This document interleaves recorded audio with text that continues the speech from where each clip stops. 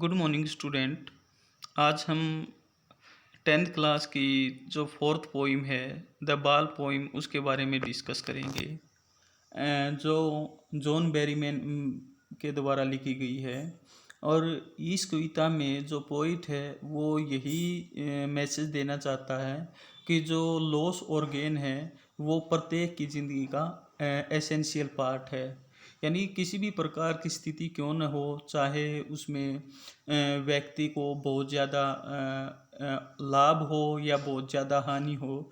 और इसमें यही दिखाया गया है कि सब ये जो गेन और लॉस हैं ये ज़िंदगी का हिस्सा हैं, और इस पर व्यक्ति को न तो ज़्यादा खुश होना चाहिए और न ही ज़्यादा दुख होना चाहिए। तो देखते हैं इसमें क्या है। ए बॉय लॉसिज ए बॉल, कि एक जो बच्चा है उसकी बॉल खो जाती है। ही इज़ वेरी अपसेट, वो बहुत ज़्यादा उदास है। A ball does not cost much, हालांकि जो एक बॉल होती है उसकी ज़्यादा कॉस्ट नहीं होती, इतनी ज़्यादा कीमत नहीं होती। Nor it is difficult two by another ball, और न ही इतना मुश्किल होता, कठिन होता कि वो दूसरी बॉल न खरीद सके। Why then is the boy so upset, फिर आखिर ये बच्चा उदास क्यों है। Read the poem to see what the poet thinks has been lost. आओ इस कविता को पढ़कर देखते हैं कि कवि यहाँ पर लॉस से संबंधित क्या सोचता है। And what the boy has to learn from the experience of losing something, और ये जो बच्चा है वो खोने का जो अनुभव है उससे आखिर क्या सीखेगा, ये सब हम इस पोइम में पढ़ेंगे। What is the boy now who has lost his ball, कि जो बच्चा है वो अब क्या करेगा, कि उस बच्चे की जिसकी बॉल खो चुकी है। यानी जिसकी ये बॉल खोई है इस बच्चे की, आखिर वो अब क्या करेगा। What is he to do, उसे और क्या करना चाहिए। आई सा इट, और मैंने इसको देखा था। इट जो यहाँ पर इट है ये बॉल के लिए इसका प्रयोग किया गया है। और वो बच्चा कहता है आई सा इट, मैंने इसको देखा था, इस बॉल को देखा था। Go merrily bouncing down the street, जो मेरीली का मतलब होता है हंसी खुशी के साथ, मजाक के साथ, लेकिन यहाँ पर आएगा कि स्वतंत्र रूप से उछलती हुई वो जो बॉल थी वो नीचे गली में चली गई थी। And then it merrily over, और फिर ये ऐसे ही जैसे ये उछलती हुई गई थी स्वतंत्र अवस्था में, उसी प्रकार से स्वतंत्र अवस्था में ये खो भी गई थी।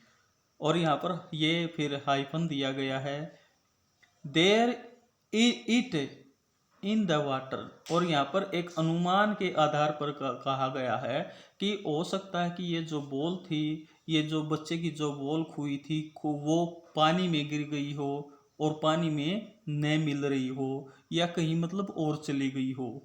ये केवल संभावना व्यक्त की गई है यहाँ पर। नो यूज टू से, और यहाँ पर कहने का कोई औचित्य ही नहीं होगा, कोई अर्थ ही नहीं होगा। ओह देयर आर अदर बाल्स, कि दूसरी बाल्स भी हैं, लेकिन यहाँ पर ये कहने का कोई भी औचित्य नहीं है। An ultimate seeking grief fix the boy, और एक जो बच्चे के मन के अंदर जो खोने की जो चीज़ें हैं उसका जो भय है वो बच्चे को ग्रीव कर लेता है, पकड़ लेता है, फिक्स हो जाता है। यानी जब उस लड़के की जो बॉल है वो खूदती है तो वो बहुत ज़्यादा निराश हो जाता है। ही स्टैंड्स रिजिड, तो वो एक जगह खड़ा रहता है, फिर कांपना शुरू कर देता है, ट्रेमलिंग करता है। एंड स्टेरिंग डाउन, और नीचे की तरफ देखता है जहाँ पर वो बॉल गई थी। All his young days into the harbour where his ball went, ये तो अब से पहले के बारे में जितना भी हमने स्टेंजा पढ़ा है वो केवल उससे संबंधित है कि एक बच्चा है, उसकी बॉल खो चुकी है, जो प्रेजेंट में दर्शाया गया है।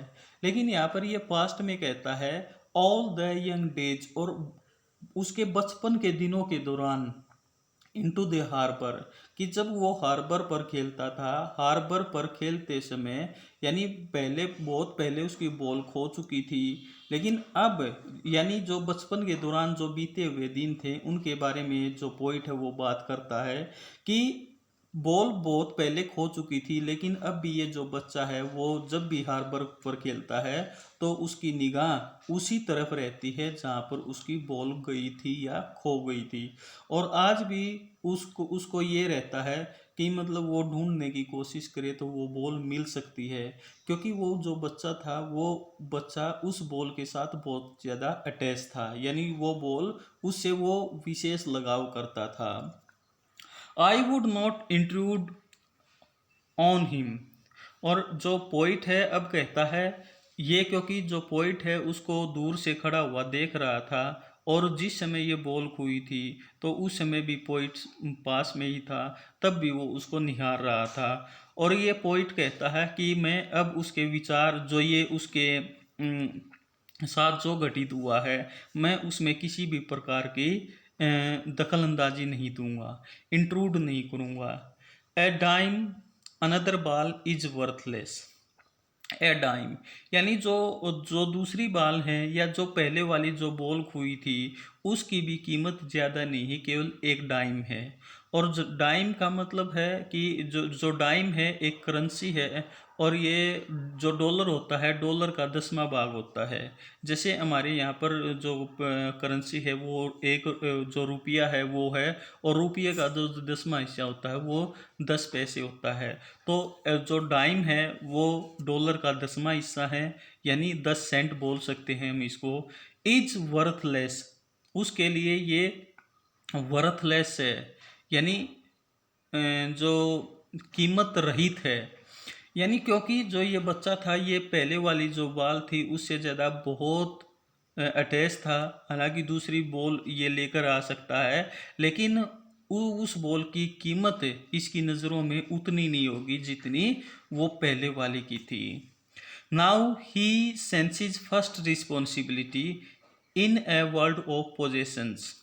लेकिन अब वो इस आधिकारिक संसार में पहली बार जो अपनी जिम्मेवारी है वो सीख लेगा। वर्ल्ड ऑफ पोजेशन मीन्स कि ये जो संसार है, ये संसार में जितने भी व्यक्ति हैं वो तकरीबन सभी के सभी चीज़ों पर अपना अधिकार करने की सोचते रहते हैं, चीज़ों को इकट्ठी करते रहते हैं, उनको प्राप्त करने की लगातार चाह रहती है। और यही मतलब जो है इसी सांसारिक जीवन में वो पहली बार अपनी पहली जिम्मेवारी सीखेगा। क्या सीखेगा? कवि यहाँ पर कहना चाहता है, जो डीप मीनिंग है इसका, वो कहना चाहता है कि वो जो लॉस है, लॉस के बारे में सीख जाएगा कि जो जिंदगी का जो अभिन्न अंग है यानी खोना, उसके साथ उसे रहना होगा। पीपल विल टेक बॉल्स, जो व्यक्ति हैं जो बॉल्स हैं उनको खरीदते रहेंगे, लेते रहेंगे। Balls will be lost always, और जो बॉल्स खरीदी गई हैं उनको वो खो भी जाएंगी, खोती भी रहेंगी। यानी जो बॉल हैं यहाँ पर वो संपत्ति से संबंधित है कि जो व्यक्ति हैं वो लगातार संपत्ति खरीदते रहेंगे और ये जो संपत्ति खरीदी गई है वो लॉस्ट भी होती रहेगी। लिटिल बॉय, और फिर जो छोटा बच्चा है कवि उसको संबोधित करते हुए कहता है and no one buys a ball back. यानी जो बॉल खो चुकी है उसको वो वापस खरीद कर नहीं ला सकता है। जो पास्ट है वो जा चुका है, अब वो उस पास्ट को नहीं लेकर आ सकता। यानी जो चीज़ें खो चुकी हैं उनको पाना नामुमकिन है, केवल क्योंकि ये मेमोरीज हैं और मेमोरीज पैसे से नहीं मिलती है। और आगे कहता भी है कवि, मनी इज एक्सटर्नल, कि जो पैसा है वो बाहरी चीज़ है, यानी उसका हमारे शरीर पर किसी प्रकार का प्रभाव नहीं पड़ता। हम पैसे के साथ चीज़ें तो खरीद सकते हैं, न तो हमारा पास्ट खरीद सकते हैं और न ही हमारे जो पीछे की जो यादें हैं उनको खरीद सकते हैं। ही इज लर्निंग, वो सीख रहा है, well behind his disparate eyes, कि अपनी निराश आंखों के पीछे, जो निराशा है उसके चेहरे पर, उसके पीछे वो कुछ सीख रहा है। और वो सीख क्या है कि जो गेन है और जो लॉस्ट हैं वो जिंदगी का एक अभिन्न अंग है। The epistemology of loss. Epistemology होता है नेचर्स नॉलेज, कि जो प्रकृति है, प्रकृति का जो ज्ञान है ऑफ लॉस्ट, कि प्रकृति के में जितनी भी चीज़ें हैं वो इस चीज़ से सीख पाएगा कि प्रत्येक चीज़ का एक न एक दिन अंत जरूर होता है, और इस ज्ञान को वो सीख जाएगा। हाउ टू स्टैंड अप, और वो ये भी सीख पाएगा कि जो प्रकृति का जो नियम है खोना और पाना, उसके साथ किस प्रकार से रहा जाए, इस चीज़ को वो भली भांति सीख जाएगा। How to stand up knowing what every man must one day know, और जो कि जो ये जानकर कि किस प्रकार से कि एक व्यक्ति ये चीज़ सीख पाएगा कि जब भी लॉस होता है, जब भी किसी चीज़ को वो अपने से अलविदा कहता है या उससे छूटती है, तो उसमें वो किस प्रकार अपने आप को मेंटेन करता है, वो इस चीज़ को सीख पाएगा और इस लॉस के साथ खड़ा रहेगा, यानी अपने जीवन को आगे चलाएगा। And must know many days how to stand up, और आज नहीं तो कल वो इस चीज़ के बारे में ज़रूर जान पाएगा कि इस संसार में किस प्रकार जिया जाएगा। जो एक बहुत ही अच्छी पोइम है जो जॉन बैरमैन के द्वारा लिखी गई है। इसमें एक ही बात बताई गई है कि जो व्यक्ति है पाने पर तो बहुत खुश होता है, लेकिन जो चीज़ उसको पाई है यदि वो फिर खो जाए तो उस पर बहुत ज़्यादा गम करता है, बहुत ज़्यादा उसको उसके दिल को आहत लगती है। लेकिन कवि कहता है कि ऐसा नहीं होना चाहिए, कि ये जो लॉस और गेन है ये केवल बाहरी चीज़ें हैं, और बाहरी चीज़ों पर व्यक्ति को इतना ज़्यादा ध्यान नहीं देना चाहिए।